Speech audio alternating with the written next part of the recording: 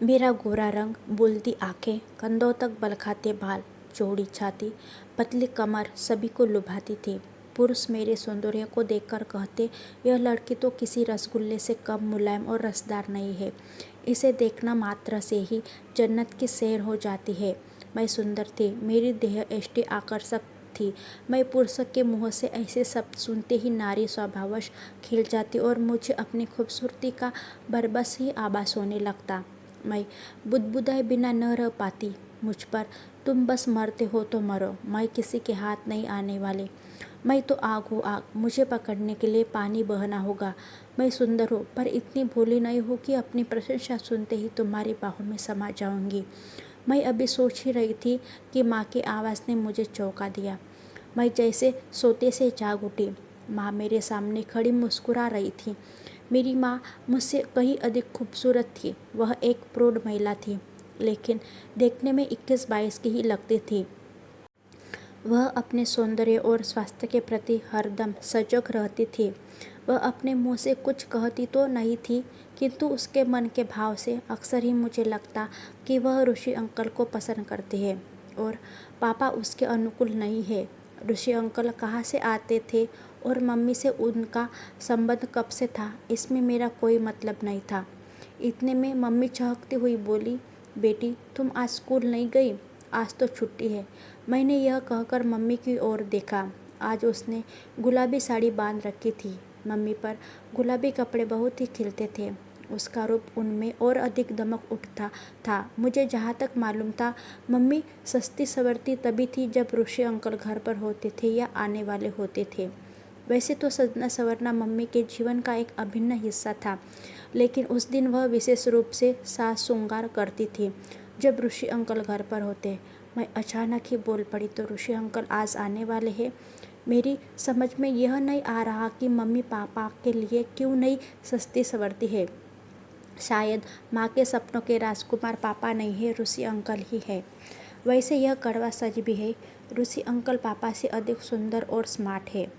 अपने आप को हमेशा ही सुंदर बनाकर रखते हैं, कपड़े ढंग के पहनते हैं और पापा पापा तो बिल्कुल ही ढीले ढाले व्यक्ति हैं। एक ही कपड़े को 2-2 रोज तक पहनने रहते हैं। शेव तभी बनाते हैं जब खुजली होने लगती है या उन्हें कोई टोक देता है। माँ को तो चुस्त और खूबसूरत पुरुष चाहिए। ऋषि अंकल चुस्त भी है और सुंदर भी है। इस बीच माँ ने मुझे टोक दिया, यह लड़की तो हमेशा कुछ न कुछ सोचती ही रहती है।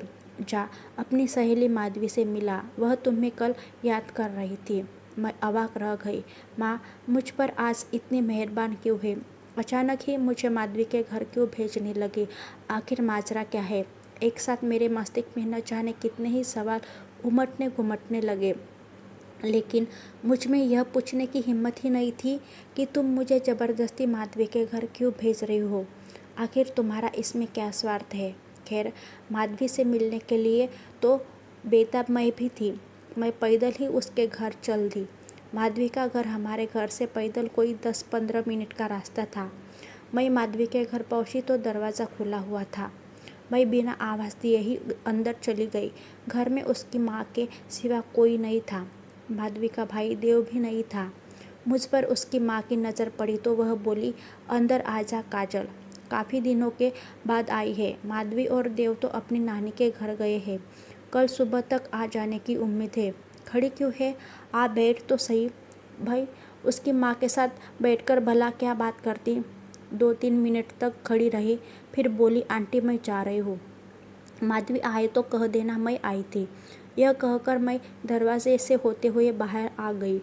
माधवी हम उम्र थी, लेकिन उसका भाई देव मुझसे 1 साल छोटा था। वैसे वह देखने में छोटा नहीं लगता था। देव बहुत शरारती भी था। वह केवल शरारती ही नहीं था, बहुत सुंदर और स्मार्ट भी था। मेरी उम्र यही कोई 15-16 की थी। देव 15 का था। जीन्स की पैंट और टी-शर्ट में वह किसी राजकुमार से कम सुंदर नहीं लगता था। मैं यही सब सोचती हुई अपने घर आई तो दरवाज़ा धक्का देते ही खुल गया। मैं बरामदे से होते हुए मम्मी के बेडरूम के सामने आई तो किसी मर्दानी आवाज़ को सुनते ही ठिठक गई। पापा तो घर पर है ही नहीं, 2 दिनों के लिए बाहर गए हैं। फिर यह मर्दानी आवाज़ कहाँ से आ रही है? और यह आवाज़ किसकी हो सकती है। मैं वही खड़ी होकर सोचने लगी कि यह आवाज़ कहाँ से आ रही है। यह आवाज़ मम्मी के बेडरूम से आ रही थी। मैंने सोचा शायद पापा आ गए हैं, लेकिन वह तो ऑफिस के काम से गए हैं, काम बीच में ही छोड़कर कैसे आ सकते हैं। मैं यह सोचते सोचते दबे पाँव मम्मी के बेडरूम की ओर बढ़ गई। दरवाजे के नज़दीक आकर खिड़की की ओर देखा तो खिड़की बंद थी। मैं अंदर झांकना चाहती थी। मेरे मन में वैसे कोई दुर्भावना नहीं थी। मैं तो यह देखने के लिए बेचैन थी कि कहीं पापा तो नहीं आ गए हैं। तभी मेरी निगाह दरवाजे के गोल छेद पर पड़ी।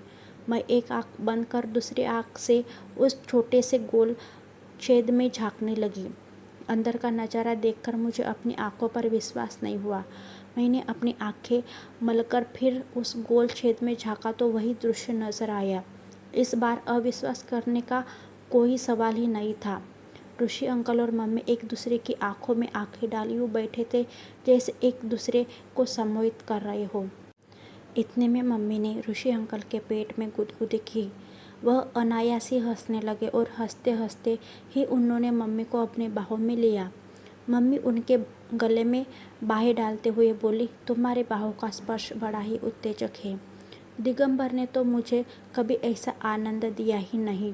तुम्हारा पति दिगंबर कोई मर्द थोड़ी है, वह तो भोदू है। न जाने कैसे उसके साथ तुम रहती हो। ऋषि अंकल यह कहकर हंसने लगे। दिनेश तो एक खंभा है जिसकी आड़ में मैं तुम्हारे साथ रहती हूँ। दिनेश जैसे पति को उंगलियों पर नचाना मुझे खूब आता है। मम्मी यह कहते कहते काफ़ी आक्रामक हो गई। एक हल्की सी तिस्कार लेते हुए उन्होंने मम्मी को बाहों में समेट लिया। अब कैसा लग रहा है? कैसा क्या लग रहा है? अच्छा लग रहा है। मम्मी के शब्द यह कहते कहते लड़खड़ा गए। उसकी आंखें बंद हो गई। दोनों एक दूसरे में खो गए। तभी ऋषि अंकल ने मम्मी को एक हल्की सी थपकी लगाई। इस थपकी के जवाब में मम्मी ने भी उनकी पीठ पर एक हल्की सी चिकोटी काट दी। मुझे इस खेल को देखने में आनंद भी आ रहा था और घृणा भी हो रही थी। घृणा इसलिए हो रही थी क्योंकि यह खेल मेरी मम्मी किसी दूसरे मर्द के साथ खेल रही थी। पापा के साथ वह खेल में शामिल होती तो शायद मुझे घृणा न होती या मैं इतनी देर तक यहाँ न खड़ी होती। तभी ऋषि अंकल जाने के लिए उठ खड़े हुए। मम्मी ने उनका हाथ छूकर पकड़ लिया। क्यों, दिल भर गया? अब बस भी करो। काजल कहीं आ गई तो मुश्किल हो जाएगी। काजल अपनी सहेली के घर गई है, वह अभी नहीं आने वाली। उतने में अंकल ने हाथ बढ़ाकर टेप रिकॉर्डर ऑन कर दिया। संगीत की धुन बड़ी ही उत्तेजक और दिलकश थी। तभी अचानक ही मुझे चीख आ गई। सारा गुड़ गोबर हो गया। मैं हड़बड़ाकर अपने कमरे की ओर भागती चली गई और पलंग पर निढाल पड़ गई। मुझे अपने आप पर बहुत ही खींच आ रही थी। इस नासपीट चिक को क्या अभी ही आना था? सारा खेल बिगाड़ दिया। इतने में दरवाज़ा खुलने की भड़ाम की आवाज़ हुई। मैं फटाफट पलंग से उठकर कपड़े बदलने लगी ताकि मम्मी यह समझे कि मैं माधवी के घर से अभी अभी आ रही है। इस बीच मम्मी मेरे कमरे में दाखिल हुई। मैंने देखा वह काफ़ी भयभीत थी। वह मेरे करीब आकर बोली, कब आई? अभी चली ही आ तो रही हूँ। माधवी घर पर थी? हाँ, घर पर ही थी। मैं इतना कहकर बाथरूम में आ गई और स्वयं को सहजने संभालने की कोशिश करने लगी। मुझे डर था कि कहीं मैं माँ बेटी के मर्यादित रिश्ते की गरिमा को भूलकर कोई अशोभनीय बात न कर लूँ। मैं माँ से कोई सवाल करना नहीं चाहती थी क्योंकि माँ की यह अपनी ज़िंदगी थी।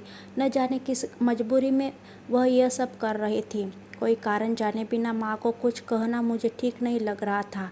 यह पापा से इतनी बड़ी बेवफाई क्यों कर रही थी? यह बात मुझे भीतर ही भीतर कचोट रही थी। मैं शुरू से ही उस विचारधारा की थी, जो भी काम करो खुलेआम करो, किसी से धोखाधड़ी न करो। कोई भी काम बुरा नहीं होता, वह तब बुरा हो जाता है जब वह उसकी नज़रों से बचा कर किया जाता है। मम्मी को पापा पसंद नहीं है या वे उसको खुश नहीं रख पाते हैं तो वह ऋषि अंकल के साथ उन्हें तलाक देकर रह सकती है। ऐसे छुप छुप कर वह जो कर रही है उससे तो परिवार में गंदगी ही फैल रही है। मैं बाथरूम से कोई 10 मिनट के बाद आई तो मम्मी अपने बेडरूम में थी। ऋषि अंकल जा चुके थे। मैं उनके सामने जानबूझकर नहीं गई थी कि कहीं वह शर्मा न जाए या मम्मी को मुझ पर शक न हो जाए। मैं अपने कमरे में आकर अभी बैठ ही थी कि मम्मी हंसती हुई आकर बोली, काजल तुम्हारे ऋषि अंकल आए थे, तुम उनसे मिल भी न सकी। मैंने बेकार ही तुमको माधवी के घर भेज दिया, आओ मेरे साथ कमरे में। यह कहते कहते मम्मी ने मेरी बाह पकड़ ली और मुझे खींचते हुए अपने कमरे में लाई। मैंने देखा पलंग पर ढेरों सामान बिखरे पड़े थे, जिसमें ज़्यादा मेरे लिए ही थे। मैं सब कुछ भूल भाल कर पलंग पर उछल कर चढ़ गई और अपने दोनों हाथों से कपड़े फैला फैला कर अपनी नाप के कपड़े देखने लगी। गुलाबी मिनी स्कर्ट, टॉप, जीन्स की टाइट पैंट और लो कट टी शर्ट, आसमानी गाउन और भी न जाने कितनी ही पोशाकें ऋषि अंकल मेरे लिए लाए थे। तभी मम्मी मुस्कुराती हुई बोली, तुम्हें कपड़े पसंद आए? देखा तुम्हारे अंकल कितने अच्छे हैं, तुम्हारा कितना ध्यान रखते हैं। ओ मम्मी, अंकल कितने स्वीट है। मैं यह कहती हुई मम्मी के गले से लग गई। मम्मी का चेहरा खिल उठा और मैं किन्नी ख्यालों में खो गई। लेकिन अंकल यह सब क्यों कर रहे हैं? मम्मी को पापा से हथियाने के लिए? क्या मुझे इन कपड़ों को स्वीकार कर लेना चाहिए? मम्मी शायद इन कपड़ा का लालच दिखाकर मुझे अपने पक्ष में करना चाहती है, यह मुझे अपनी तरफ मिलाकर रखना चाहती है। ऋषि अंकल यह अच्छी तरह जानते हैं कि माँ को हासिल करना है तो बेटी को भी खुश रखना होगा। माँ बिना बेटी के हाथ नहीं आने वाली। कुछ भी हो मम्मी, जब ऋषि अंकल के साथ खुश है तो मुझे क्या हो सकता है। पापा मम्मी को संतुष्ट नहीं दे पाते हो। ऋषि अंकल इस कला में माहिर है, उन्हें यह जीवन को जीना आता है।